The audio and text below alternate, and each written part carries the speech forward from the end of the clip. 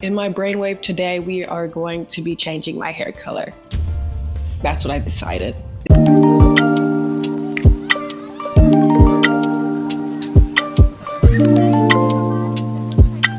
Is it an impulse decision? Yes, but it's an impulse decision in the making. We all knew this was coming. If you follow my Instagram, I always, like every month, I change my hair color, whether it's to red, blue, blonde, ginger. What else have I done? I've done a lot. I've had this here in, it's like a cherry burgundy wine red, right? Very cute, very, very in. It was for December because, you know, December is red and green. I'm not gonna do green hair, but now it's about to be March. I'm no longer feeling the Christmas spirit. This has got to go. What I'm thinking, hear me out, honey blonde. Without killing my whole hair follicles. In the past, I have had blonde hair, like for a really long time. I think I've had blonde hair for at least 5 months straight, which before my whole blonde era, which was like my freshman year of college, I had like really big, voluminous chocolate hair. Very natural, very untouched. I would do nothing with it. But then I bleached it for the first time. And I bleached it for the second time. Then I lost all of my hair. So we're trying not to go back down that aisle. I'm gonna learn from my mistakes. We're not bleaching it today. Technically, I'm going to be using box dye. You what? I don't know if that's worse or better, but it's got a black lady on it and I'm black, so I'm gonna trust that it's not gonna kill my curls. Let's go. I will never understand how these hair influencers are setting up their tripods, but my camera slipped a total of 5 separate times while trying to balance it on top of my toilet. Bomba. Anyways, taking down my hair is easily the most excruciating part of this whole process. Depending on the style and the amount of hair I had, in this case I have locks, which means I had to section off my hair, cut down to where my natural hair lies, and slowly unravel the Marley hair without ripping out my actual hair, which is hard because they're so similar. Keep in mind, I'm doing this all while binging the new live action Avatar.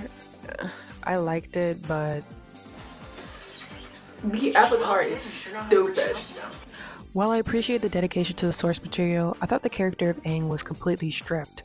I understand they were going for like a serious version of the story, but what happened to Aang being silly? 3 episodes later, I finished half of my head at around 6:50 p.m. It took me about another hour to finish the other half, and at this point, I'm feeling sleepy and overstimulated by the constant lore dumps from Avatar. I keep trucking on and section my hair into 4s because now it's time to get stinky with color remover. I use Color Oops because it seems to be the best at getting rid of red color than other removers I've tried. It comes with just 2 mysterious ingredients that by themselves do not have a smell, but when mixed together can begin to stink like a combination of chitlins in the bathroom at any anime convention during the summer. You basically have to squirt this slug mixture into sections and make sure your hair is completely saturated for it to work. In hindsight, I should have probably gotten 2 packs because you'll see later that 1 pack was not enough to cover every inch of my hair. This is just my theory, but the chemicals in this have akin to the Joker serum. The longer I breathe it in, the more I start to lose my mind. I let the venom sit for about 20 minutes, so during this I took a food break. I made pizza. This is the Newman's Fire Oven Margarita pizza that I added pepperonis from Trader Joe's on top of. It was so good. It gave me enough to let my brain continue to work. After I finished eating, I noticed how bright my hair had gotten already.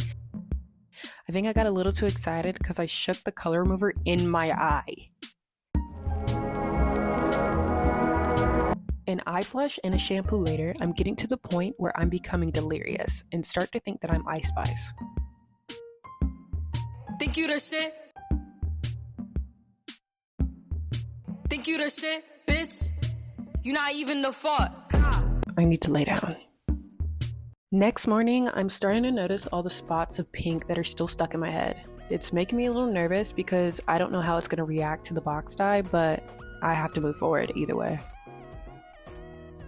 I'm using Cream of Nature in the shade Light, Good, and Bland. Something about this lady's smug expression made me feel safe. It comes with a 30 volume developer, a hair color, a light lift booster, and a conditioner. At first, I thought my dyslexia was tweaking, but I had to turn the page and realize I was reading French instructions for 3 minutes straight. It said to combine the hair color and developer into one bottle, then add the lift powder, and then shake until it's combined. I tried separating my hair on camera, but my coils started fighting back, as if they knew that I was making a detrimental mistake, so I had to go to war with them off camera. While they fought hard, I ultimately got my hair into 4 parts. This is basically the same method as the color remover, where I section off small parts of my hair and make sure each strand is saturated. But I decided to start at my roots because I thought that they were darker than my base. Normally you shouldn't do this, so please do not copy exactly what I'm doing here. I don't know what I'm doing at all. I used 2 boxes this time to make sure every inch has color in it. This was me after I finished my whole head.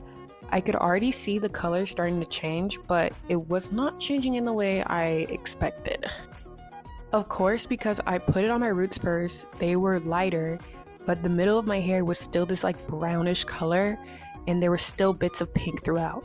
This made me even more nervous because I expected to look like old girl in the box, but now I'm starting to think her smug smile was a smile of deception and trickery. This is not like golden honey blonde, but an amalgamation of pink, oranges, brown, and piss. The braiding hair isn't even the same shade as any color in my hair. I was starting to think I was just gonna have to take an L and go bald. But I thought about toning it out with a purple shampoo and see if that works. I get off the stage, right, grab the mic, walk into the hot chicks, and I'm all like, what the hell? It kinda, don't look at me, look at that. It's like kind of like good. This will just have to do. Personally, I have trouble braiding using extra hair straight from the root like box braids, so I tend to use a crochet method, which is way easier for beginners. I also think the type of hair we're using, which is French curl braiding hair, will be much harder to grip than normal braiding hair, so this method might be best. I part off and braid my real hair down until I get individual braids all over my head. I see a lot of people complaining about French curl braiding hair and how it gets tangled, so here's what I do to keep that from happening. I get a hanging rack and I blend the hair to make sure there's an even amount. I separate from the top of the hair slowly down and begin to hang them up on the rack until I'm ready to use it. This keeps the hair from rubbing together when you're not using it, which I believe is what causes the tangling. When I'm ready, I grab a piece of hair and crochet it all the way through onto the already braided section. I then separate the hair into 3s, where one part is wrapped around my hair. After that, I just start braiding down. I'm personally not the best at braiding, so I think that if I could do this, anybody can. I like a lot of flowy hair in the bottom, so I will layer to where I'm stopping my braids depending on how much I want out. You can choose what you want to do, but make sure at the end of your braid, you seal it with nail glue. For my front braids, this is where it could get complicated. I'm going to crochet in 2 pieces of braiding hair. The first one, I will crochet it in a way where the hair is sitting on my face, but not in front of my eye, in a way that it's face framing. It may take a while to get it in the perfect spot. Then I will add in the second piece of braiding hair. You should now have 4 strips of braiding hair. Make sure that one is your face framing and you keep that separate. With the other 3 strips, I will wrap one around my real hair like before and start braiding down to my desired length. After braiding, you should still have that strip of hair in front of your face. Sometimes I have to try over and over again until I get the face framing hair right in the perfect spot. Do the same to the other side, but make sure that where you stop braiding on one side, you should identically stop on the other. I like to trim and create layers, but this is optional. I feel as though it makes the hair look more full and together. I forgot to film this, but to create additional volume with your bangs, you should crochet in more braiding hair in the front, but instead of going all the way through, you will tie the hair around your braids. I found a TikTok video by the creator Eye of Nia. She used a similar method as I did, except I didn't use Marley hair or flat iron to blend. I'm putting the loop on the hook, and I'm pulling that thing through. Okay. Okay. Let's hope this looks cool. You got it in there the right way. Your shorter piece should be in front of your longer piece because your bangs are going to cascade down, right? So this will just help with the cutting process. It'll just make it a lot easier, you know. But I do recommend watching her full video too if you need any additional walkthroughs on the bang process. It will be in the description. And there you have it. This is how I do my braids. A long, exhausting process, but it always ends up looking super cute. Here is some more hairstyles that I normally do. This is just a quick ponytail.